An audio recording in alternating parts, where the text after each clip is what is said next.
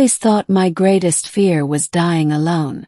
Turns out, it was waking up not alone, and legally bound to someone who wasn't even human. The night it all happened, I was in my studio apartment, the kind of place where you can fry an egg on the stove and watch TV in bed without standing up. My friends had been teasing me for months about joining dating apps, but I'd insisted that solitude wasn't so bad. Peaceful, I'd say. Predictable. If only I'd known how temporary that predictability was. I'd gone to bed after a marathon of old space opera reruns, the kind with shimmering starships and over-muscled aliens shouting about honor. I drifted off imagining how ridiculous it would be if humanity ever actually met extraterrestrials. Then I woke up staring at a ceiling that definitely wasn't mine. The air was warm, humming faintly, as if the room itself breathed. I bolted upright. Smooth metallic walls arched around me, glowing faint turquoise at the seams. The bedding beneath me wasn't fabric, but some flexible, living-feeling material that shifted with my weight. "Welcome, bondmate." Yelp. Standing beside the bed, no looming, was a woman towering nearly 7 feet tall, built like an Olympic decathlete sculpted from moonlit marble. Her skin was a deep silver blue, shimmering under the soft lights. Her hair, if it was hair, flowed in dark metallic strands that moved independently, like underwater vines. Armor plates overlapped across her shoulders and chest, etched with glyphs that pulsed gently, as if syncing with her heartbeat. And her eyes. They glowed gold, pupils shaped like vertical diamonds. She was stunning, terrifying, and absolutely not human. I scrambled backward. Who are you? Where am I? Why am I? Why are you? Why are we? She pressed one fist to her chest, bowing in a motion that looked formal and practiced. "I am Commander Ishira of the Ethran Praetori. By right and oath, you are now my chosen bondmate. Fear not. You are protected."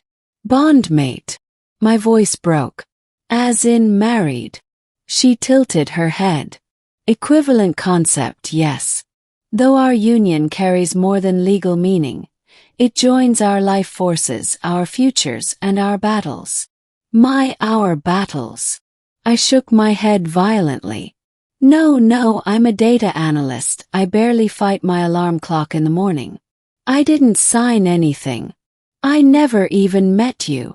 Ishira nodded slowly, as if my panic were expected. "You were unconscious during the selection ceremony. This is customary for non-Ethran participants." "Non-Ethran. You abducted me." Her golden eyes softened. "No. You were chosen. That's literally the definition of abducted." Before she could respond, the door slid open with a whisper. A sphere-shaped drone floated in, projecting blue beams that scanned my body. I threw up my hands, but it ignored them. Vital signs stable. It chimed in a melodic, genderless tone. Bonding imprint assimilation at 40%. Froze. Assimilation. Ishira stepped closer, lowering herself to one knee so we were at eye level. For the first time, I noticed the faint glow between us, thin wisps of light drifting from her chest toward mine, vanishing under my skin with a soft tingle. "What is that?" I demanded. "The bond," she said gently.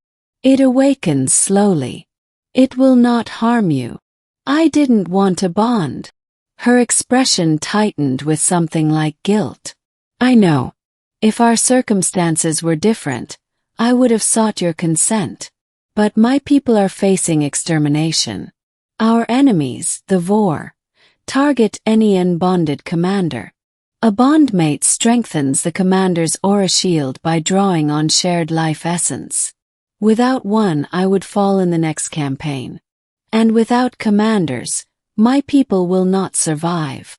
She looked away. "I chose you because your spirit called out across the astral plane. It resonated with mine. Even before we met. I felt you. And blinked. You felt me, in my sleep. Yes. That's creepy. A ghost of a smile crossed her lips. Perhaps to humans. I rubbed my temples. Everything was overwhelming. The ship, the bond, the alien warrior who thought we were married. But what shook me most wasn't the fear. It was the strange sensation in my chest, like a soft magnetic pull toward her, warm and steady. It didn't feel dangerous. Felt familiar almost. That pull, she murmured, noticing my hesitation. I feel it too. I don't want this, I whispered. Something inside her face cracked. Not literally. No plate shattered, but her expression softened into raw vulnerability. I will not force you to remain bound, she said quietly. But the reversal ritual is dangerous. If performed before the bond reaches stability, it could harm you. Or kill you. I stared. Great. Perfect. Love that. She rose slowly. You may walk the ship. Learn who we are. I will give you space. With a flick of her wrist, the wall behind her dissolved into a transparent view of the cosmos, streaks of starlight flowing around a colossal warship shaped like a crescent blade. As she left the room, I sank back onto the shifting bed, brain buzzing. I can't stay here, I told myself. I need to get home. But a quiet voice whispered back. She didn't hurt you. She saved her people by bonding with you. And she's giving you a choice. Even if it could kill her. The next days were a blur of impossible beauty and terrifying discoveries. The Ethran were noble, disciplined, fiercely loyal. Everywhere I went, warriors saluted me, not out of respect for me personally, but because of Ashira. To them I was now half of her soul. I watched her train, her body moving with lethal grace, her armor glowing brighter when I entered the room. The bond thrummed between us, strengthening daily. And every time she looked at me, there was no ownership in her eyes, only hope and fear of losing it. On the fourth day, during a meal that resembled glowing noodles, I finally confronted her. What happens if I stay bonded? She set her bowl down. Then your life becomes intertwined with mine. You will live aboard this vessel.